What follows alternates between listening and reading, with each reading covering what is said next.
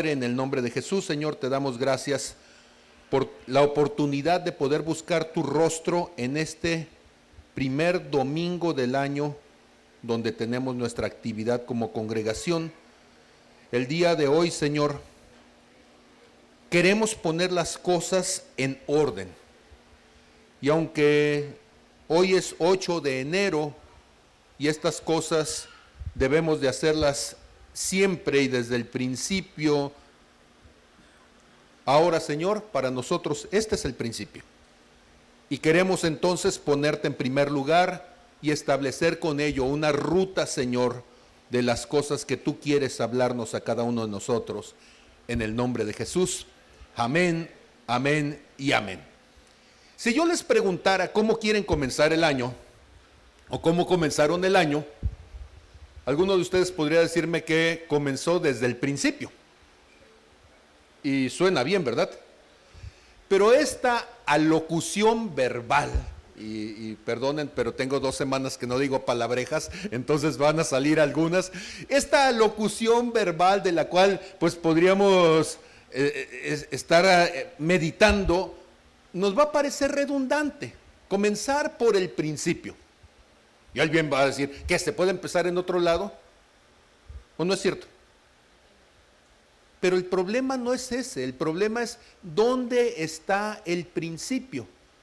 Porque cuando hablamos de principio, alguien podría decir, ¿sí?, que es algo totalmente arbitrario, que es una mera convención humana. O sea, ¿por qué el año comienza el 1 de enero? O sea, cuando la Tierra va girando alrededor del Sol, pasa por una palmeta que dice, ahora sí, ya empezó. De hecho, incluso es hasta medio curioso, medio poco inteligible que comience el 1 de enero. Porque podría comenzar, por ejemplo, el día más corto del año, o podría comenzar el día más largo del año.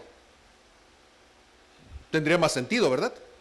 Que entonces, midiendo la distancia relativa de la Tierra hacia el Sol, dijéramos el momento en donde está más cerca o donde está más lejos. O podríamos medirlo, por ejemplo, en el momento en donde el día sea más corto de todo el año, o en el día que fuera más largo. Pero finalmente lo que nos está mostrando esto es que para los seres humanos poner un punto de partida se convierte en algo de meras buenas intenciones, y lo hacemos simplemente porque el día de eso nos pareció lo adecuado y ya, ¿sí? Cuando corremos, ¿dónde es el punto de salida? Pues donde alguien dijo de aquí para allá. ¿Y dónde es el punto final? Donde alguien diga, pues aquí se acabó y ya.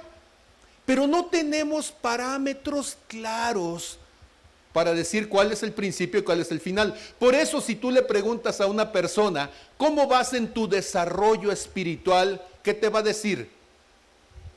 Es más o menos bien o más o menos mal. Si yo les dijera del 1 al 10 cuánto has crecido, ¿podrían ponerse ustedes una evaluación, una valoración? ¿Qué significa ser espiritual? ¿Que eres capaz de gravitar 15 centímetros o 10 o 5 sobre la faz de la Tierra?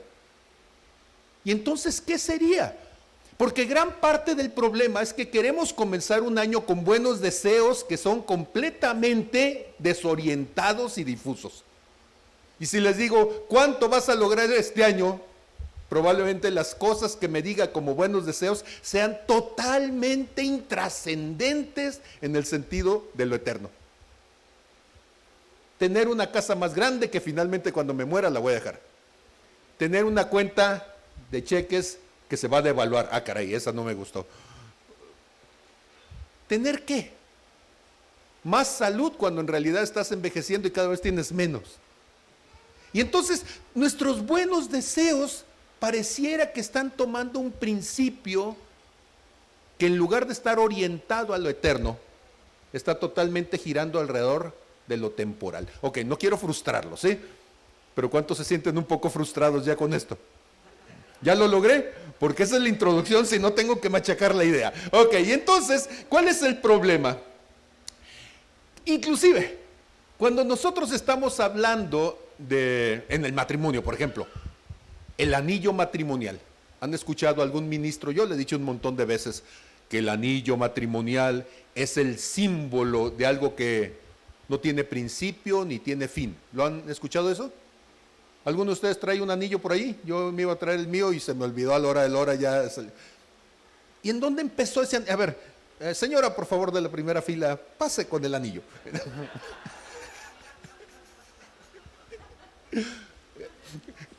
Típico del mago, ¿me conoce usted? Y la señora dice, no. Ok, aquí tenemos un anillo típico. Y alguien diría que no tiene principio ni tiene fin, ¿cierto? Si estuviera hablando con matemáticos diría, ¿qué diferencia hay entre este anillo y una rondana topológicamente hablando? Ninguna, ¿verdad? Con una dona es exactamente lo mismo, o sea, es materia con un hoyo en medio. Pero curiosamente, no podemos decir que este anillo no tenga principio.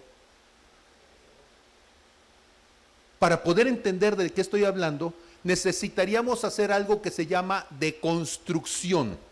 Deconstrucción es pensar hacia atrás. Siempre pensamos nosotros hacia adelante. A ver, ¿puede pensar hacia atrás? Hágale poquito. Ok, muevo el cuello para atrás. No, ¿de qué estoy hablando? Estoy hablando de que nosotros siempre pensamos viendo las cosas como el resultado de algo, ¿sí? Ya terminado, en lugar de pensar que fue un proceso que lo trajo hasta aquí. ¿Vamos bien? Entonces, ¿dónde comenzó este anillo? En un proceso. Y este es el resultado final de todo este proceso. De hecho, si ustedes ven este anillo, se van a dar cuenta de que tiene fecha, tiene un nombre, aquí dice Pablo, ¿sí? Y tiene una fecha allá por el año 1999, ¿sí? Pero este anillo antes de esa fecha tuvo primero la forma del anillo. Lo último que le pusieron fue el nombre. Y tiene una forma que le gustó a Lourdes y la anduvimos buscando en Guadalajara y nadie tenía nada que se pareciera. Y entonces tuvimos que mandar a hacer un molde para que tuviera esta forma. Y nos costó el doble de caro porque tuvieron que hacerlos artesanalmente para que fueran exactamente así. Y da la imagen de algo trenzado, como si hiciera una trenza de 3 hilos y la uniera finalmente. Y queríamos que fuera así para que dijera cordón de 3 dobleces, no se rompe fácilmente. ¿Le entrego, señora, su anillo? Gracias. Gracias. Bien penosa ella, no, y yo peor. Ok. Y entonces el asunto es este. Ese anillo, si yo pienso en deconstrucción, tendría que pensar que la forma que tiene está en relación a la intención de alguien que quería que tuviera esa forma. Es del metal que de acuerdo a la intención se quería que fuera, ¿sí? Porque si lo hubiéramos hecho, en lugar de oro, lo hubiéramos hecho de plata, de bronce, de cobre, de plomo, ¿sí? De estaño y de cualquier metal que a usted se le ocurra, probablemente la figura sería la misma, pero el significado no sería el mismo. Y entonces, cuando usted ve algo, lo que usted está viendo es un proceso intencionado. Puede decir conmigo, veo un proceso intencionado. Y yo tendría que irme entonces hasta donde surgió la intención inicial que después va a dar origen a ese proceso. ¿Qué soy yo? ¿Qué eres tú? Eres un ser humano. ¿Lo que tú eres es casual o es el resultado de una intención? Eres el resultado de una intención, a eso le llamamos fe, y basamos esa fe en un documento al que llamamos la Biblia, que también es algo intencionado, por algo está allí. ¿Los estoy perdiendo o van conmigo? Y ahora mi pregunta es, ¿esto que tú eres está de acuerdo a la intención con la que fue formado?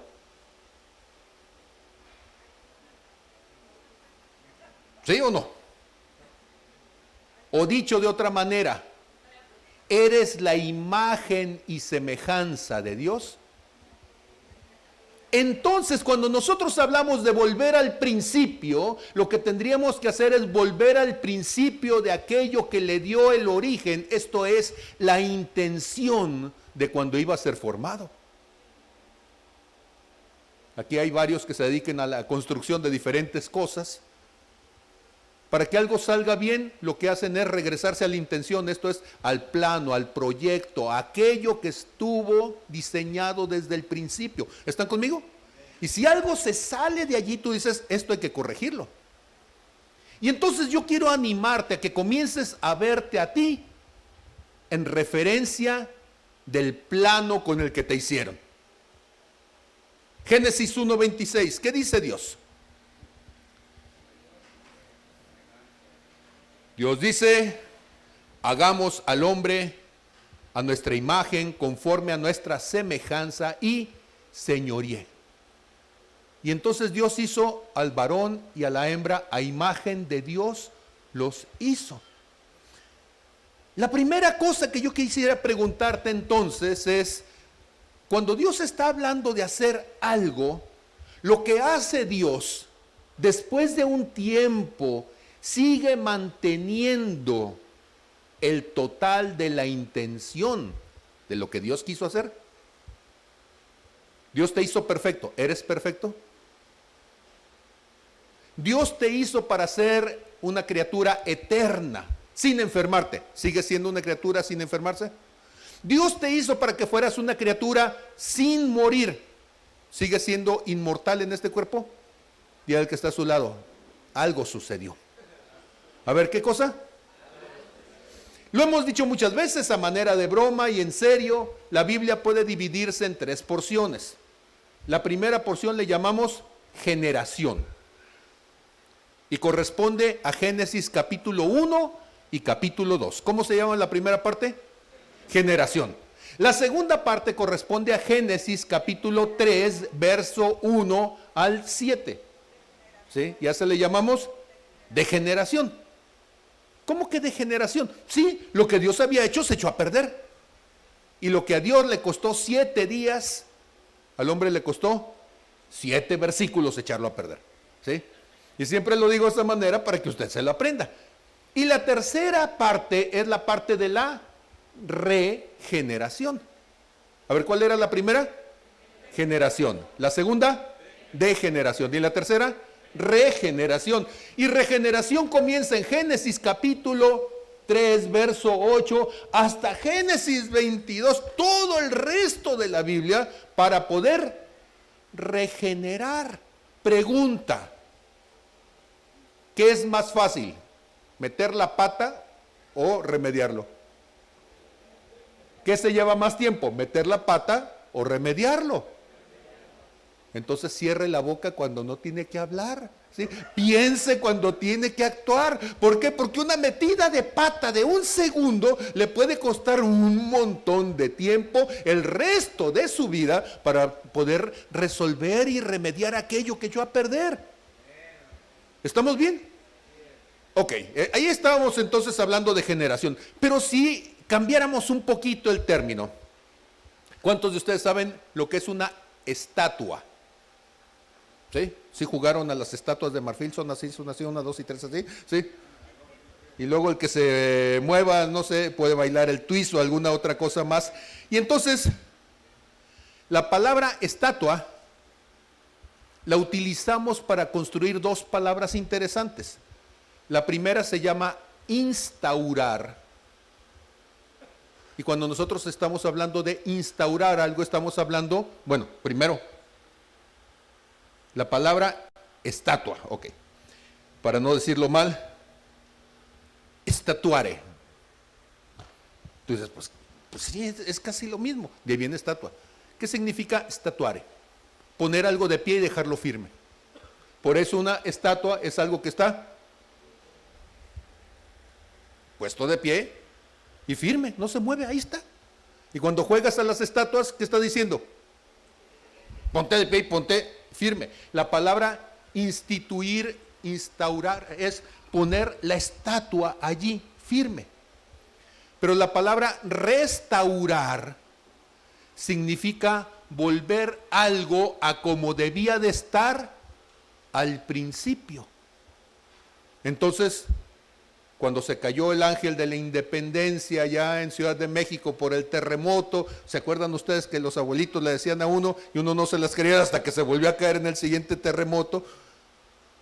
Y había que agarrarlo y restaurarlo.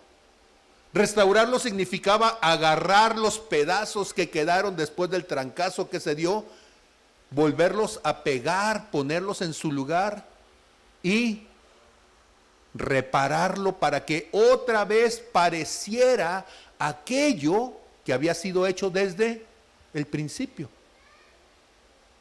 De quienes construyen, yo he aprendido una frase. Mi suegro es constructor y él dice que es más fácil hacer un edificio desde cero que estar haciendo parches. ¿Sí me creen? ¿Por qué? Porque el que está haciendo parches está tratando de hacer que el edificio no pierda el diseño original, siga pareciéndose a la obra original. Si yo quisiera hacer una pintura y tengo un lienzo vacío, yo agarro pintura y empiezo entonces a hacer trazos. Y esa es una obra original, sí, pero ya no es la obra del autor que la hizo hace 500 o hace 1000 años. Para restaurarla es más difícil porque tengo que hacerlo de tal manera que no tergiverse, quite el sentido original del autor que la hizo. Dígale al que está a su lado, es más difícil restaurar. A ver otra vez. Y entonces si restaurar es difícil, por eso en esta congregación le dedicamos mucho tiempo a estar hablando de restauración. Ahora, instaurar es fácil. Usted puede hacer un bodoque, agarrarlo, ponerlo en una tarima y decir, vean esa obra de arte. Y van a decir, ¿y eso qué es? Un león. Porque el león no es como lo pintan. Entonces cualquier bodoque va a ser un león. Pero si usted agarra una pieza que se cayó, se rompió y la va a componer para que con ella se convierta en el David hecho por Miguel Ángel, entonces ya no es tan fácil. Porque tendría que no solamente unir las partes de aquello que se rompió, sino que además tendría que rellenar los espacios y hacer que sea a la vista exactamente igual que la obra original. ¿Van conmigo? Nosotros tenemos un trabajo complicado, porque no se trata de que usted se desarrolle a como le dé Dios a entender, como cualquier hierbajo de banqueta, ¿verdad? Que nomás se desparrama uno. Y Dios dice, no, no se trata de eso, se trata de que te restaures para volver a ser la imagen y semejanza de Cristo. ¿Van conmigo? A ver, otra vez diga conmigo, Dios me está restaurando para regresar a ser la imagen y semejanza de Jesús. Eso está complicado. Y entonces cuando le dices a la gente, ¿sí?, ¿por dónde tienes que empezar? Por el principio. ¿Y quién es el principio? Tienes que irte al modelo original, Jesús. Y poder decir, ¿qué me falta? ¿Qué huecos tengo para poner las piezas que me faltan para terminar pareciéndome a Jesús? Y entonces, si lo vemos desde esa manera, la restauración implica que entendamos cuál es la intención de Dios. Jeremías 29:11 dice el Señor, porque yo sé los pensamientos que tengo acerca de ustedes, dice el Señor, pensamientos de paz y no de mal, para darles el fin que esperan. Cuando yo leí la primera vez ese versículo, recién convertido, yo dije, entonces, si Dios tiene pensamientos de bien para darme el fin que yo espero, Señor, yo espero sacarme la lotería. ¿Nunca nadie ha esperado sacarse la lotería? Ay, no mientas, ¿sí? Bueno, la lotería no, el melate, pues. Ahora, yo sé que usted va a decir, no, es cierto. Pregúntenle a mi esposa, yo cada cierto tiempo compro melate.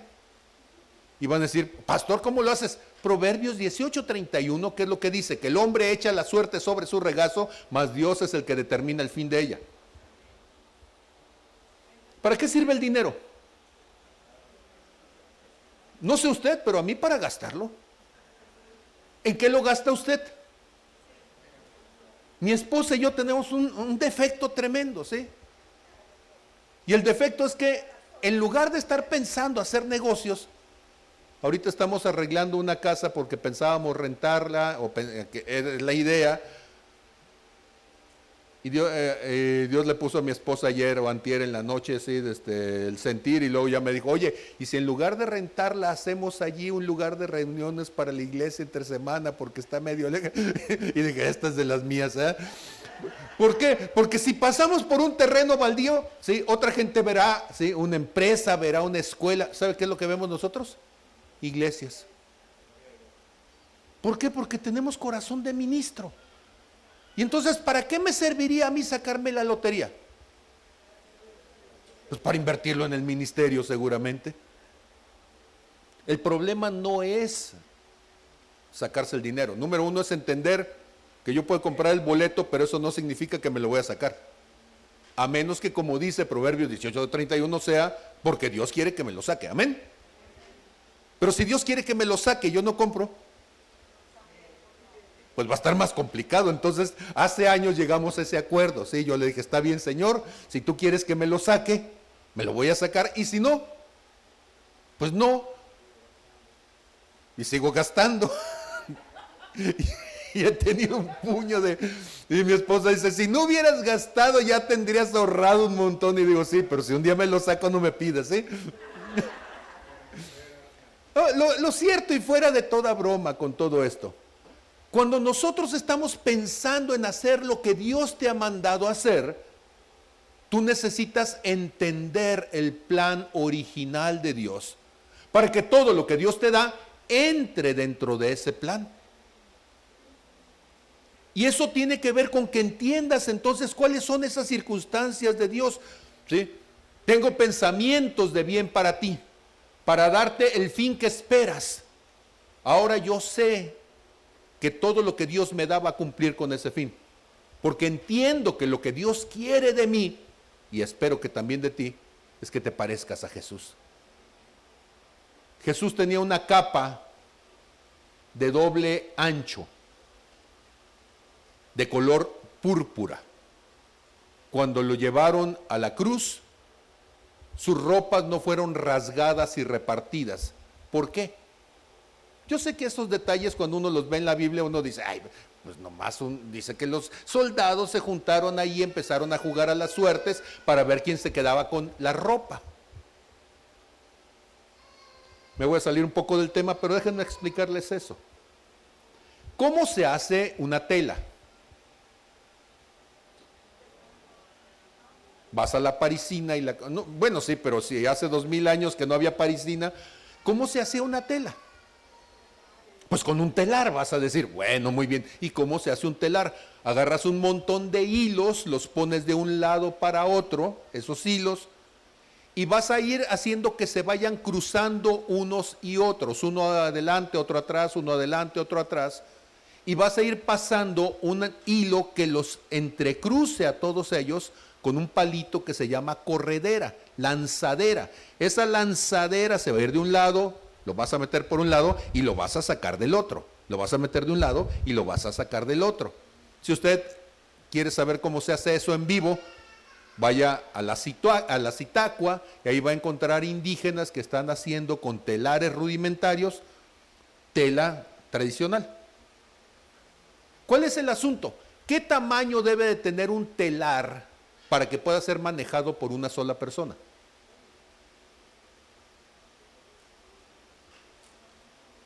Esto se llama antropometría. Hay que medir las cosas de acuerdo a las medidas del ser humano. Si yo tengo que meter el palo por aquí y lo tengo que sacar por acá, pues entonces tiene que medir la altura, bueno, el ancho suficiente para que mis brazos puedan meterlo y sacarlo por el otro lado sin tenerme que estar levantando, meterlo por aquí, irme para el otro lado, jalarlo por allá.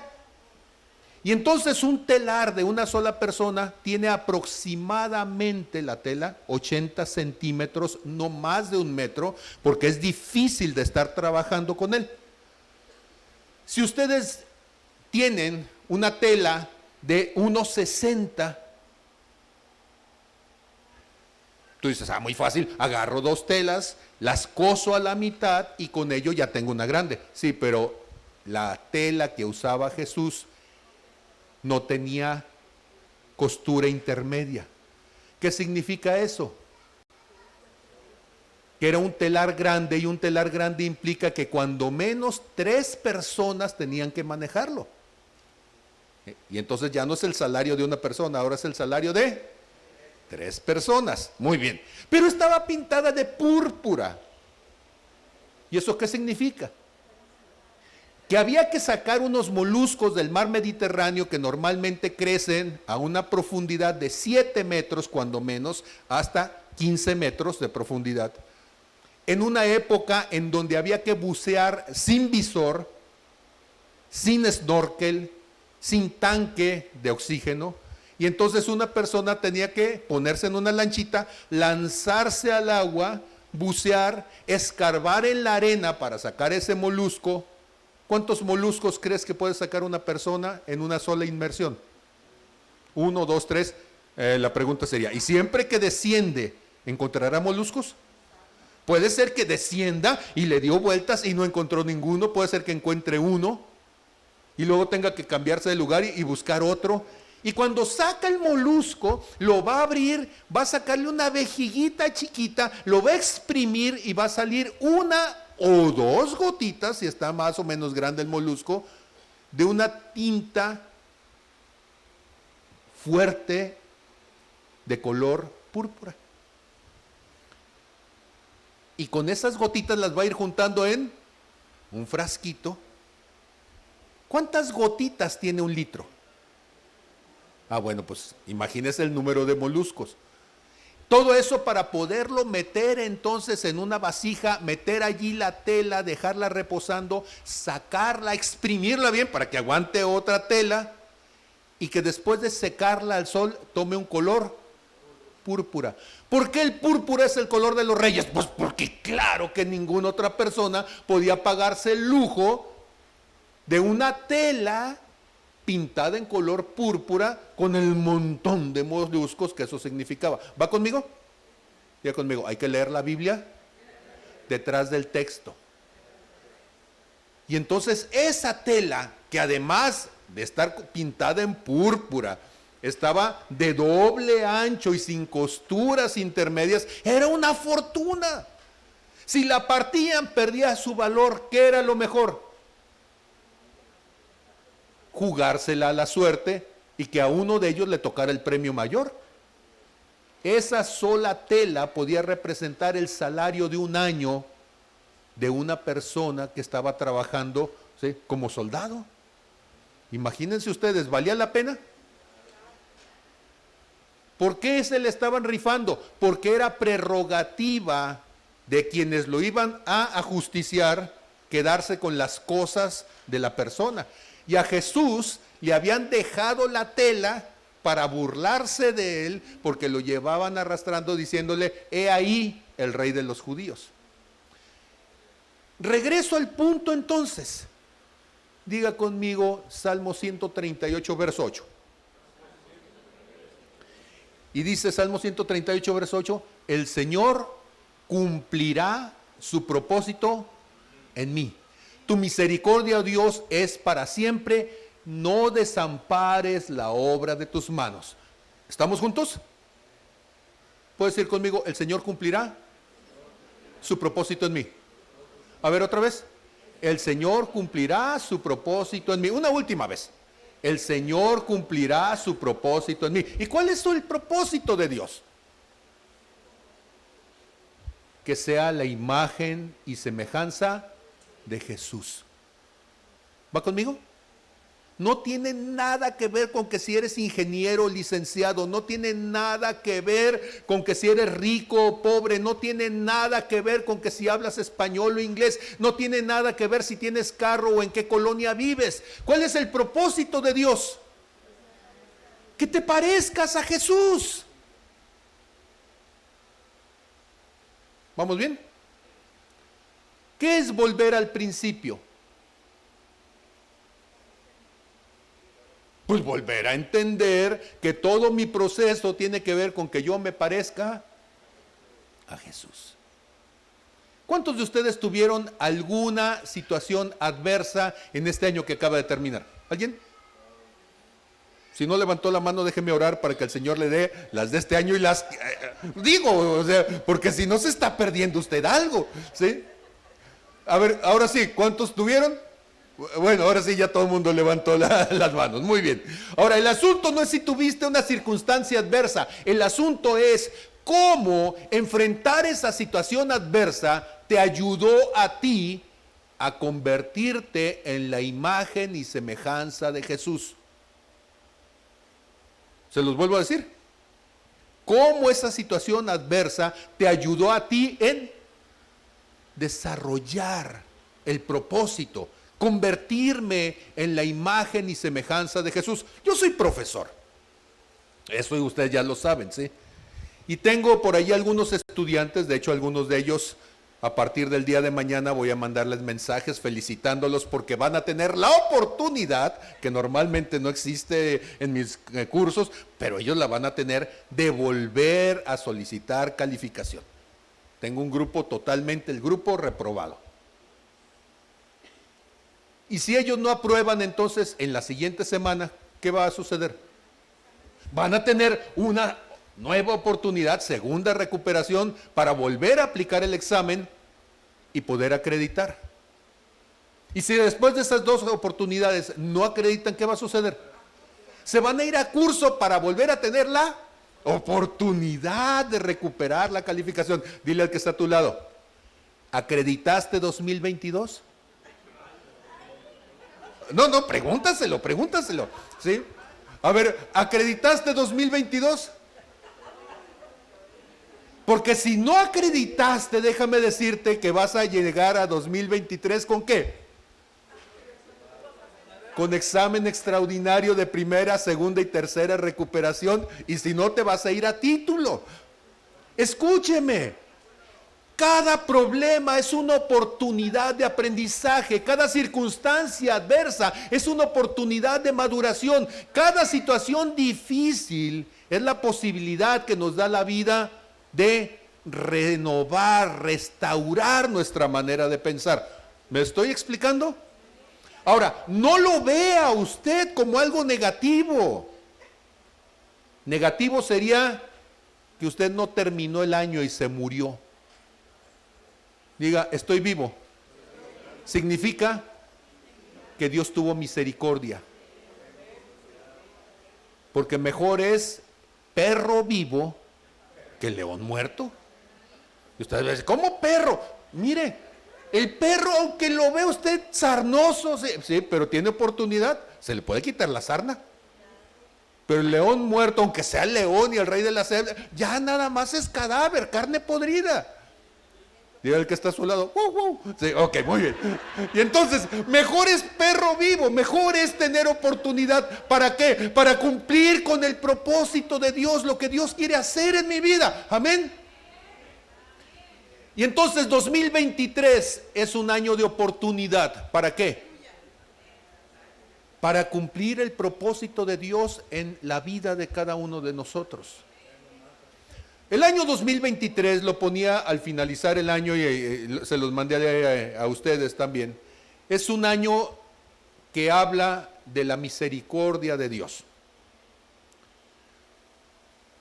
Si usted tiene calculadora, ¿sí?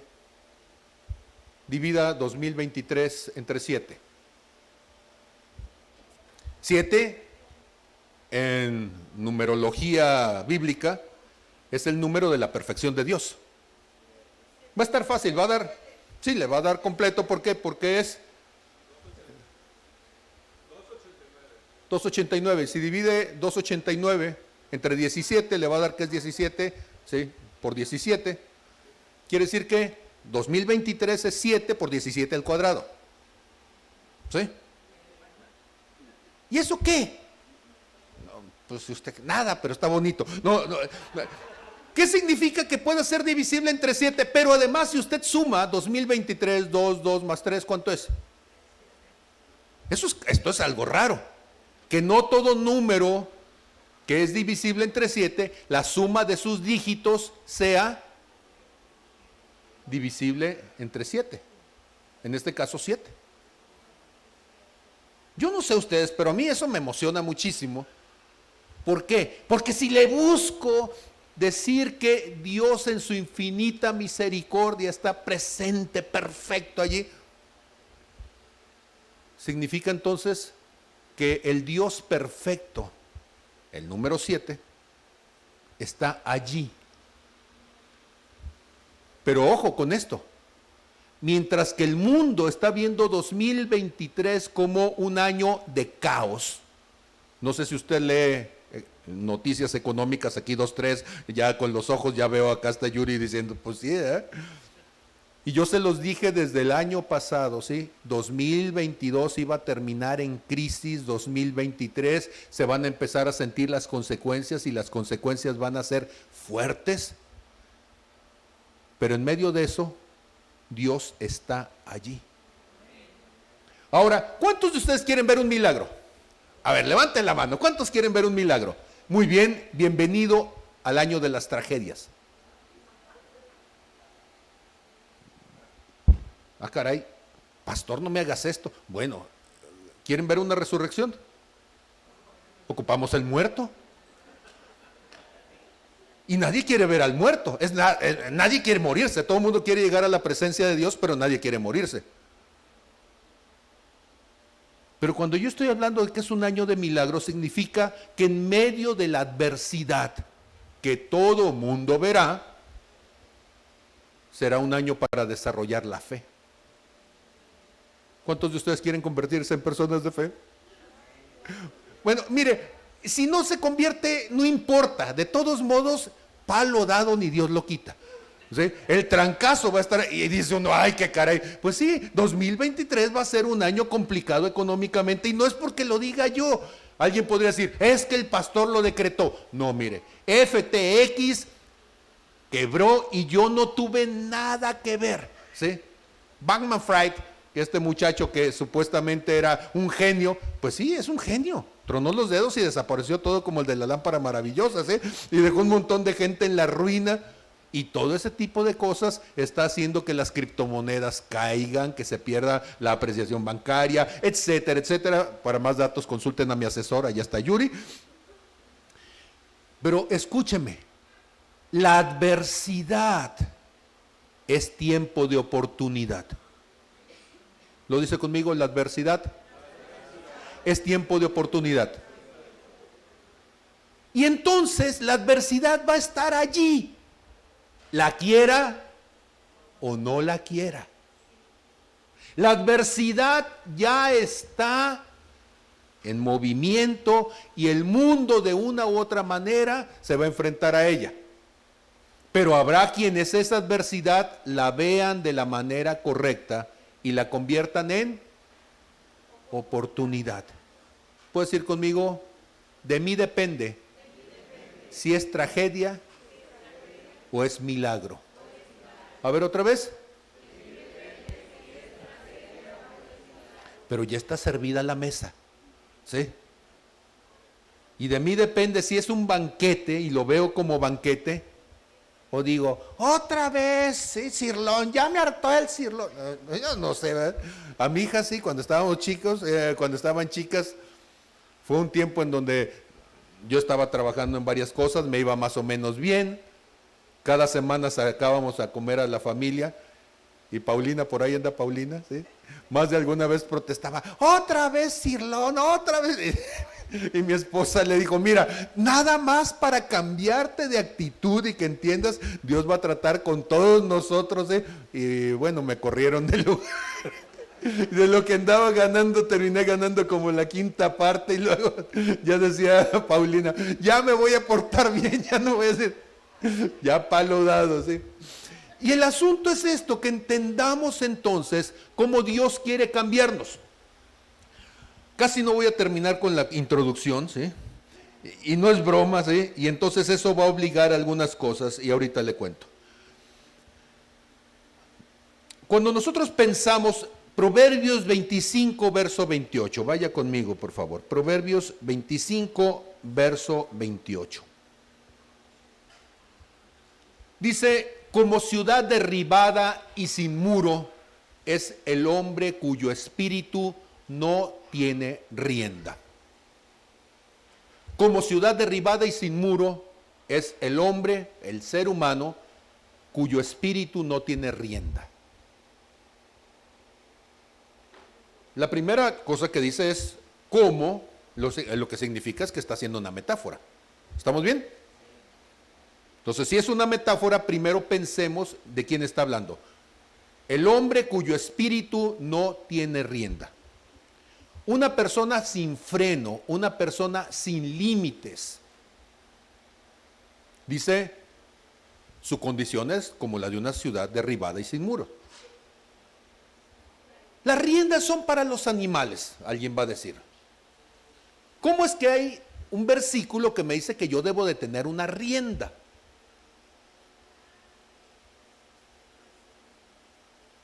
¿Cuántos de ustedes tienen rienda? ¿Sí? ¿Y dónde la tienen? Fede dice, ahí está Margarita. Yo por eso me volteé para allá, para no ver esto. Ahora, ¿saben ustedes que la Biblia dice que todos ustedes tienen una rienda? Y esa rienda en el griego era el ayo quien llevaba la rienda. Y el ayo, así se le llamaba al que llevaba, al que jalaba, pero por extensión terminó siendo el objeto que se ponía a ciertos animales domésticos, por ejemplo, el buey. Piensen en uno de 4 patas, ¿sí? Okay. Porque si no, luego el ejemplo no da. Pero, ok, un toro grande, fuerte, media tonelada, ¿sí? Que era el animal más fuerte, más imponente de arrastre en el campo. Para que el toro ese se volviera manso, lo que hacían era, lo castraban. Y entonces, al no tener ya producción de testosterona, pues se volvía más tranquilo, pero no todos, había bueyes mañosos. Y para poderlo entonces llevar, imagínense ustedes una persona, aunque estuviera muy fuerte la persona, 60, 70 kilos, sí, pero el buey nada más del puro jalón se lo lleva. Y entonces había que ponerle un anillo, ¿qué cosa le ponían? ¿Y en dónde se lo ponían? En la nariz, en el tabique nasal, no solamente en la pielecita, en el tabique nasal. Y entonces de ese anillo que estaba ahí colgando, de allí le metían una cuerda y hasta un niño chiquito podía jalar al buey y llevárselo. ¿Por qué? Porque le dolía, ¿sí? Toda la nariz. Al momento que lo agarraban de allí y le jalaban, y entonces ahí iba el buey, suavecito, suavecito, ¿sí? Sin meter ningún problema. ¿Y saben ustedes, según la Biblia, quién es tu ayo?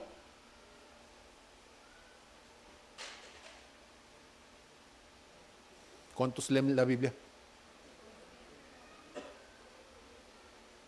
¿Han oído hablar del Espíritu Santo? Ah, perfecto, ok. Muy bien. Entonces, el ayo de cada uno de nosotros es el Espíritu Santo que nos lleva hacia Cristo. ¿Sí? Su palabra, que es revelada, el Espíritu y la letra que dan vida, nos llevan a Cristo. Y el Espíritu Santo te va a ir jalando y es tu ayo. Entonces, como ciudad derribada y sin muro es el hombre cuyo espíritu no tiene rienda. Una persona que no tiene una relación con el Espíritu Santo no tiene rienda, no tiene nada que lo detenga y que suavecito le diga, por aquí es. Ahora, imagínese usted tratar de dominar a un animal salvaje que no ha sido castrado, un toro de 500 kilos, ¿sí? Un búfalo, y nada más con una cuerdita. Te mete una arrastrada. Te mete una cornada, te mete una patiza. Pues déjeme decirle que hay 2, 3 por allí que los anda buscando el barbero. ¿Sí? ¿Qué es castrarse? ¿Alguien sabe? Castrar para un animal en el rancho, ¿qué es, médico? Ganadero. Cortar entonces la bolsa testicular, ¿verdad? Sacar el testículo y entonces son las gónadas que van a estar produciendo testosterona, además de producir el esperma. Y el animal entonces va a perder el brío, va a perder la dominancia, la territorialidad y se va a convertir en alguien sumiso. Yo sé que esto no les va a gustar para comenzar el año, pero cristianismo significa castrarse para Dios. Esa es la circuncisión del corazón, donde nosotros, por nuestra libre voluntad, decidimos delante de Dios que Dios corte nuestra carnalidad. ¿Qué es esa carnalidad? Ese deseo de territorialidad y decir, este es el mío, ¿sí? Y Dios dice, no es tuyo, es mío. Donde tú dices, yo puedo, y Dios dice, no, no puedes, ¿sí? Y entonces te vuelves mansito, mansito, y Dios dice, calmadita la cosa. ¿Me estoy explicando? Y una vez que has cortado tu carnalidad, Dios te pone entonces un ayo, un anillo, para jalarte y que veas al lugar hacia donde tienes que caminar. Yo sé que decirlo de esta manera puede ser que varios digan, no me gusta esto del cristianismo. Pero es importante que usted entienda por qué habemos personas que no crecemos en el cristianismo, no crecemos en Cristo, y es porque cada vez que se acerca el Padre a hablar contigo, tú escondes la colita, ¿sí? ¿Cómo le llamaban en el rancho a eso? Le llamaban recular. O sea, la colita, no me lo tome a mal, no es grosería. En México sí, en Sudamérica no. La parte posterior se llama culo, y es el culo del caballo. Y recular es mover, ¿sí? Quitar, hacer hacia el culo, jalar hacia el culo. Y hay mucha persona, mucha oveja que recula. Porque en lugar de tener una actitud de cercanía al Espíritu Santo, decir, está bien, Señor, si algo se va a perder, lo que se va a cortar, que se vaya remojando, ¿sí? Y haz en mi corazón lo que tú quieras. Ahora, a Dios no le importan tus genitales, a Dios le importa tu corazón. Y el símbolo del siervo, del que ayuda y del que colabora en la Biblia, animal de gran honra, es el buey. A los ministros se les compara con bueyes. Por eso el apóstol Pablo nos va a decir, ¿sí? No le pondrás bozal al buey que trilla, y el obrero es digno de su salario. Entonces, si usted me dice a mí, ¿qué pasó, güey? Bueno, buey, ¿sí? Entonces no me estaría ofendiendo, porque yo soy un buey de Dios.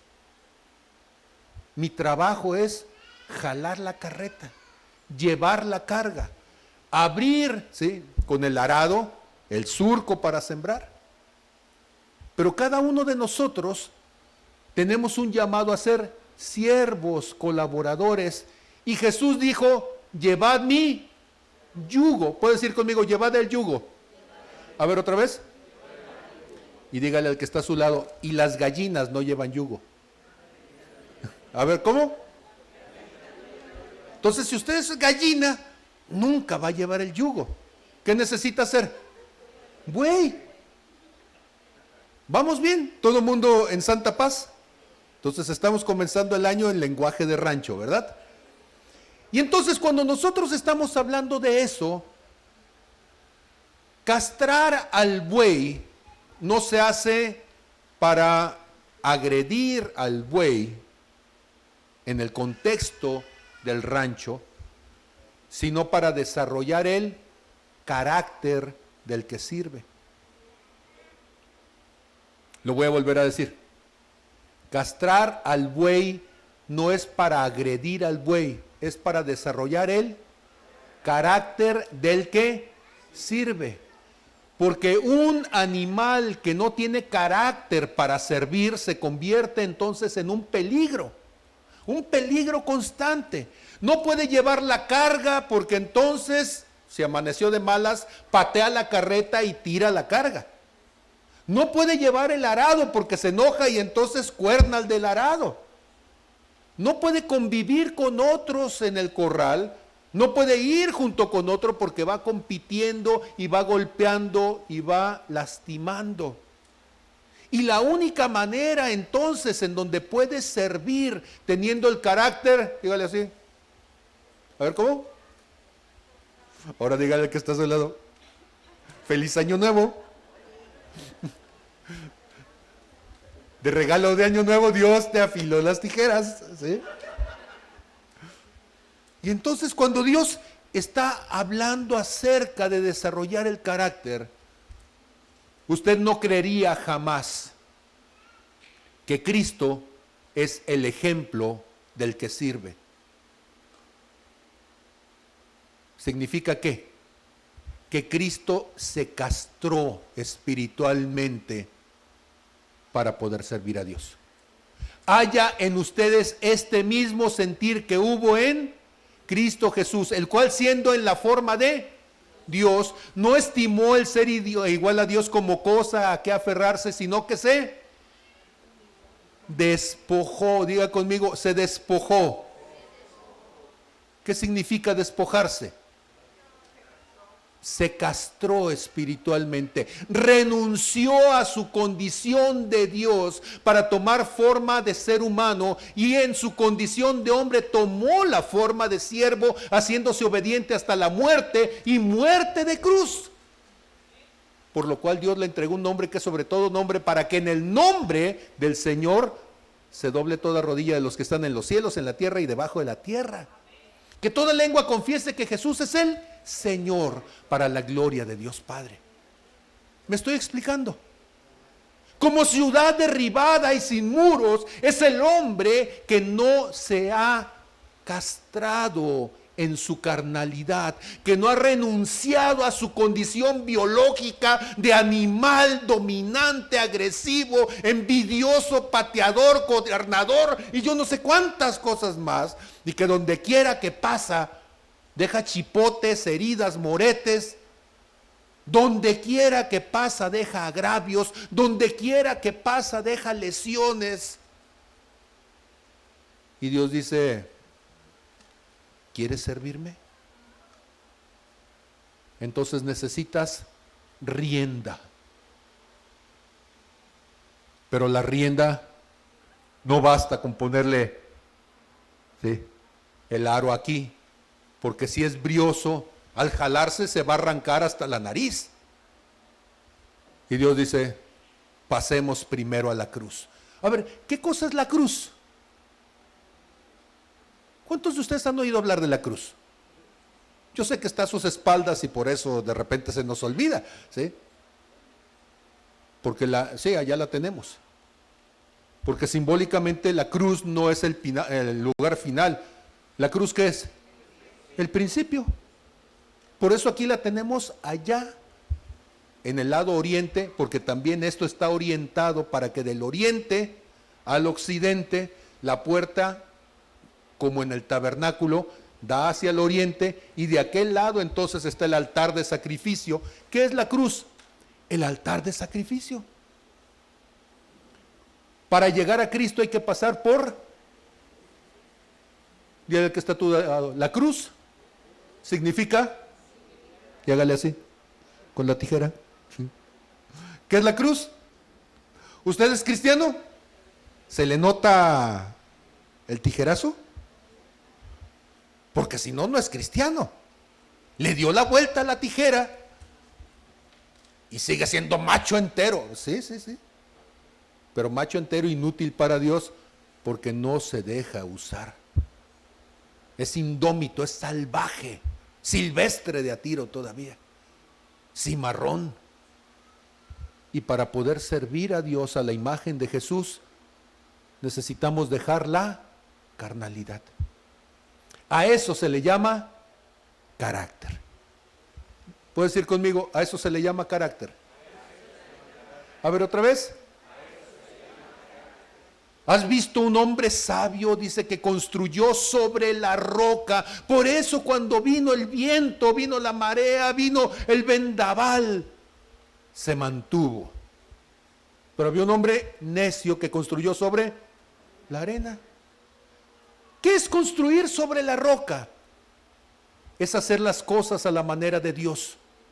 Desarrollar entonces nuestra vida a la manera de Dios. Y déjeme decirle, no hay cristianismo sin pasar por la cruz. No hay cristianismo sin tijerazo. La circuncisión es un símbolo espiritual de esa necesidad de cortar la carnalidad. ¿Vamos bien? Entonces este año tiene que ser un año de circuncisión. Este año tiene que ser un año de desarrollar el carácter. Este próximo martes voy a comenzar una vez más con nuestras clases. Y voy a comenzar entonces a hablar en el libro de Nehemías. Yo traía mis notas ahorita para hablar de Nehemías, pero Dios no me está dando permiso de hacerlo, porque necesitamos hacerlo con todo el orden, la paciencia, la parsimonia de ir paso a paso poniendo los puntos sobre las is y que quede grabado para que los que no pudieron estar lo puedan escuchar. Y entonces vamos a comenzar con el libro de Nehemías. Como Nehemías tiene, ¿qué? 12 capítulos. Pues entonces nos vamos a tardar lo que tarde Nehemías, ¿eh? Y probablemente un poquito más. Pero la idea entonces es que nos quede muy claro cómo cada uno de nosotros tenemos un llamado a permitir que el Espíritu Santo venga y restaure nuestras vidas. Este año vamos a insistir en la restauración, porque la única manera en que una persona desarrolla el carácter es restaurando la obra de Dios en él. ¿Vamos bien? ¿Todo el mundo consciente? Si no le gusta el tema de restauración, vamos a terminarlo más o menos como en Semana Santa, digo, para que se dé vacaciones largas y nos vemos después de Semana Santa, ¿sí? Y vamos a estar insistiendo en eso. Y vamos a hacer entonces una y otra vez pláticas, charlas. Todo esto que estoy diciendo es continuidad de alguna forma del trabajo que Nidia comienza en nosotros al darnos este devocional de los 40 días. Desarrollar el carácter de Jesús. Porque Jesús, siendo humano, desarrolló el carácter divino. ¿Pero qué significó eso? Carácter significa crucificar la carne. Carácter significa cortar aquello que es un estorbo para nosotros delante de Dios. Amén. Yo sé que después de hacer esto, veremos milagros. Quiero terminar con algunas ideas. Mi esposa y yo, y algunos de ese tiempo, Crecimos nuestro cristianismo en medio de milagros, ¿cierto, Lu? Neftali. Nos tocó ver cosas impensables. Mili tenía un tumor en el cerebro, ¿usted sabía eso? Si usted se preguntaba por qué está así, ya puede decir, tenía un tumor en el cerebro, ¿sí? Oficialmente ella tendría que estar muerta, o si viviera tendría que estar en vida vegetal.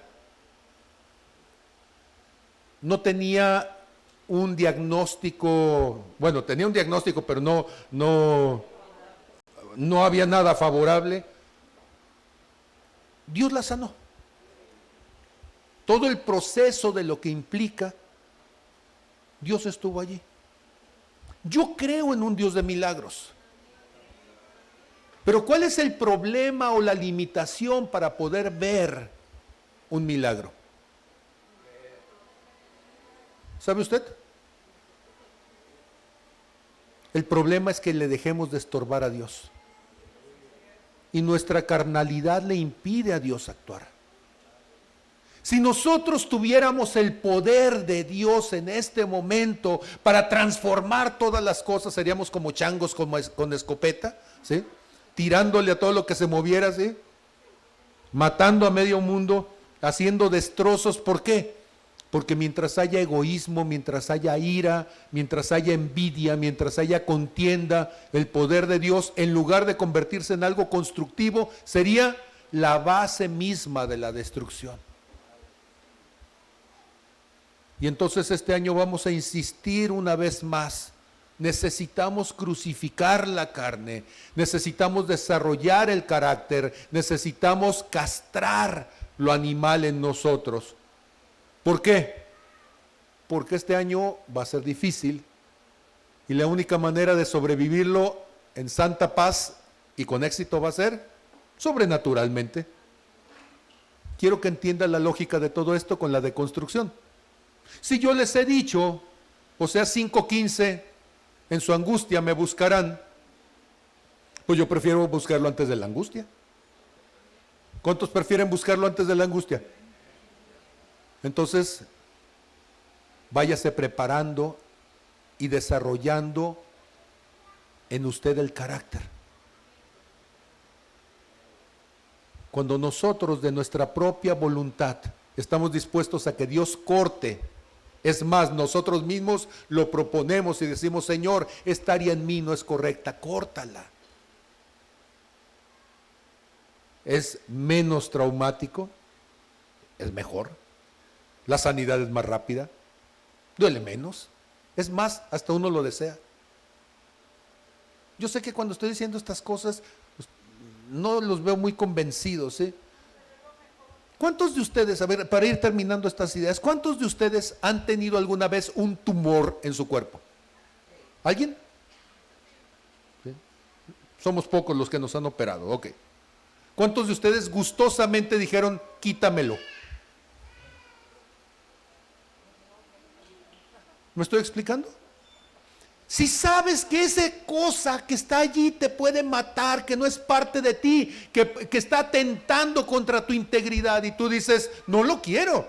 Porque cuando alguien dice, van a meter cuchillo y te van a arrancar un pedazo, todo el mundo está pensando egoístamente. No, espérate, si te va a quitar algo que te está matando, hasta pagas para que te lo quiten. Y estás tocando la puerta al médico y diciendo, oiga, no se puede más pronto. Es que le toca dentro de 6 meses. No, si se puede mañana ya. Es más, ahorita mismo, si tengo 3 días sin comer, opéreme. Porque no quiero que siga creciendo y que me mate. ¿Estás conmigo? Yo quiero que me lo corte. Yo quiero que me lo quite. Porque Dios no te va a quitar lo que es parte de vida. Dios te va a quitar lo que te está matando, lo que es causa de destrucción, lo que es causa de tu propia angustia, desesperación, la causa misma de que no creces y no desarrollas. ¿Me estoy explicando? Y tú dices, sí, sí le entro, Señor. Hazlo en mí. Amén. ¿Queda claro? Entonces se aceptan solicitudes, vaya haciendo su cita con el Espíritu Santo y vaya diciéndole, Señor, yo ya estoy. ¿Qué se ocupa? ¿Qué análisis ocupa, Señor? Y yo los tengo listos, todos los preoperatorios, ¿sí? Es más, ya tengo hasta las unidades de sangre listas, ¿sí? hay un Cristo que está por ahí dispuesto a dar toda la sangre que se necesite por mí. Amén. Cierre sus ojos, por favor. Padre, en el nombre de Jesús, Señor, te damos gracias por tu amor y tu misericordia por cada uno de nosotros. Señor, queremos desarrollar en nosotros la imagen de Cristo. Queremos volver al principio, pero no a nuestro principio, Señor, sino al tuyo.